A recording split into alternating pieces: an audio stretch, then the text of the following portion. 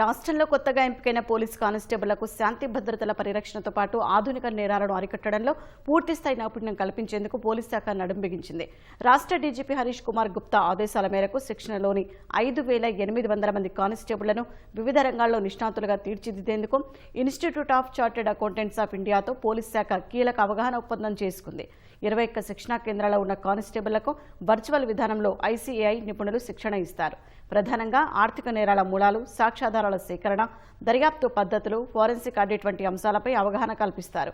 కార్యక్రమంలో పోలీసు శిక్షా విభాగం AIG Moka Satyababu, ICAI central council member Hamsaraj Chouk, Vijayawada branch chairman Uppaluri Lakshmikrishna Jayanth, SIRC chairman Muppalla Subbarao తదితరులు పాల్గొన్నారు.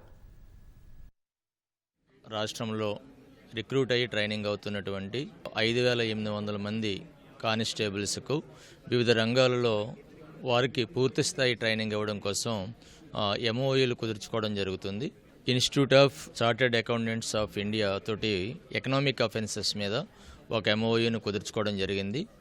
ఈ ఎంఓయూ ద్వారా 21 ట్రైనింగ్ కాలేజెస్లో ట్రైనింగ్ అవుతున్నటువంటి ఈ పిల్లలందరికీ కూడా ఆర్థిక నేరాలు ఇవి దాని మీద ఫండమెంటల్స్ కానీ, ఆ ఎవిడెన్స్ కలెక్షన్ కానీ, ఆ ఇన్వెస్టిగేషన్ కానీ వీటికి సంబంధించి అనేక విషయాల మీద వాళ్ళకి ట్రైనింగ్ ఇవ్వడం కోసం ఈ ఎంఓయూని కుదుర్చుకోవడం జరిగింది. ఏదైనా ఒక చిన్న ఎకనామిక్ అఫెన్స్ జరిగినా, ఏదైనా ఫైనాన్షియల్ ఫ్రాడ్ జరిగినా ఆ ప్లేస్లోకి ఫస్ట్ వెళ్ళేది ఒక కానిస్టేబుల్ గారు.